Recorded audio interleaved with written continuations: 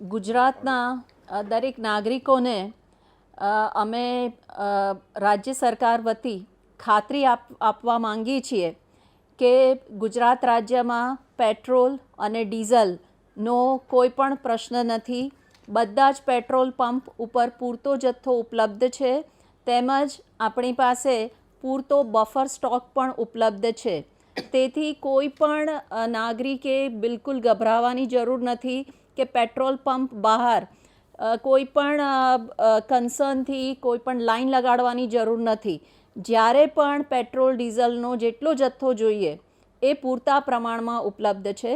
અને મારી સાથે ઇન્ડિયન ઓઇલ કોર્પોરેશન લિમિટેડના ગુજરાત રાજ્યના નોડલ ઓફિસર તેમજ પેટ્રોલ પંપ ડીલર્સ એસોસિએશનના ભારતના પ્રેસિડેન્ટ મારી સાથે આ પ્રેસ કોન્ફરન્સમાં જોડાયેલા છે અને એ પણ આપને આ ખાતરી આપી રહ્યા છે.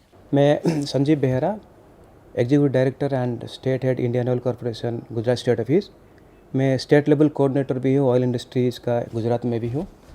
एक चीज़ मैं आश्वस्त करना चाहता हूँ कि जो पेट्रोल पंप हमारा गुजरात में है, सारे पेट्रोल पंप में एडिक्वेट स्टॉक है.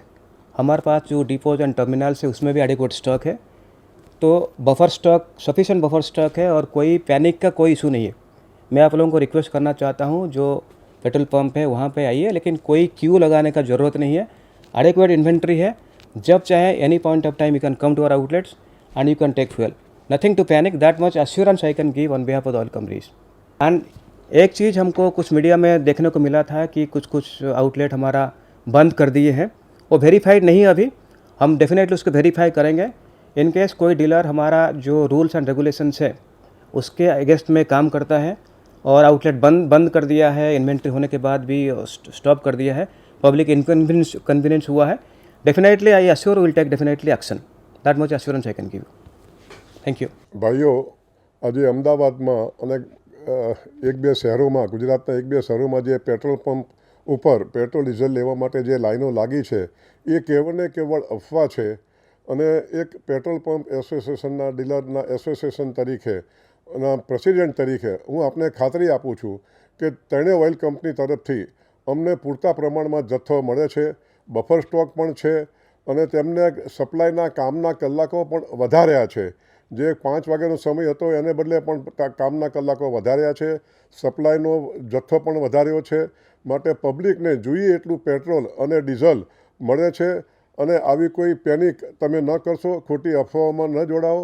અત્યારે આપણે સાથ સહકાર આપીએ તો કોઈ આપણા ગુજરાતમાં પેટ્રોલ, હું ફરીવાર રિપીટ કરું છું કે પેટ્રોલ ડીઝલની ગુજરાત રાજ્યમાં કોઈ તકલીફ નથી. પબ્લિકને જોઈએ એટલું પેટ્રોલ અને ડીઝલ મળશે. જેમ આપણા ગુજરાત રાજ્યના એડિશનલ ચીફ સેક્રેટરી માનનીય શ્રી મોના ખંડાર મેડમે પણ ખાસ આપણને આ બાબતે એશ્યોરન્સ આપ્યું છે. એસએલસી સાહેબ, બેરા સાહેબે પણ એશ્યોરન્સ આપ્યું છે. આ આટલી મોટી બે ઓથોરિટી હોય અને એક એસોસિએશન તરફથી હું પણ આપને કહું છું કે મિત્રો, ભાઈઓ, કોઈ ચિંતા ન કરતા, જોઈએ એટલું પેટ્રોલ ડીઝલ મળશે. માટે આમાંથી મુક્ત થાવ અને આ બાબતે કોઈ મીડિયામાં પણ ફોરવર્ડ કરીને અને લોકોને પણ ઉશ્કેરશો નહીં, તેવી મારી આપને નમ્ર વિનંતી છે. આભાર. ભાઈઓ અને બહેનો, આપે બંને પ્રતિનિધિશ્રીઓને સાંભળ્યા છે. ઇન્ડિયન ઓઇલ કોર્પોરેશન લિમિટેડના એક્ઝિક્યુટિવ ડાયરેક્ટર તેમજ સ્ટેટના નોડલ ઓફિસર તેમજ ભારતના પેટ્રોલિયમ ડીલર્સ એસોસિએશનના પ્રેસિડેન્ટ બંનેએ આપણને ખાતરી આપેલી છે અને રાજ્ય સરકાર વતી હું પણ આપને ખાતરી આપવા માંગુ છું. જે કોઈ અમને 2-3 સમાચાર કે રિપોર્ટ એવા મળ્યા છે કે અમુક ફલાણી જગ્યાએ પેટ્રોલ પંપમાં પેટ્રોલ કે ડીઝલ નથી ઉપલબ્ધ, એ હજી કોઈ વેરીફાઈડ સમાચાર નથી. તેથી મારી બધાને નમ્ર અપીલ છે કે બધી અફવાઓથી દૂર રહો. જે પ્રમાણે શ્રી સંજીવ બહેરાજીએ કહ્યું એ રીતે, જો કોઈ પણ ડીલરે આટલો જથ્થો પૂરતો હોવા છતાં કોઈ પણ એમનાથી ત્રુટિ થઈ હશે તો એના પર સખત એક્શન લેવામાં આવશે. પરંતુ આપણી પાસે પૂરતો જથ્થો ઉપલબ્ધ છે. પેટ્રોલ અને ડીઝલના જથ્થામાં કોઈ પણ પ્રશ્ન નથી. તેથી અફવાઓથી દોરાઈને આપ કોઈ હેરાનગતિમાં પડશો નહીં તેમજ ખોટી લાઈનો લગાડશો નહીં. આપને જ્યારે પણ આપના વાહનમાં પેટ્રોલ કે ડીઝલ ભરાવવાની જરૂર હશે ત્યારે આપને જેટલા પેટ્રોલ પંપ છે ઓઇલ માર્કેટિંગ કંપનીઝના, તે બધા જ પેટ્રોલ પંપમાંથી આપને જરૂર પ્રમાણે જથ્થો મળી રહેશે.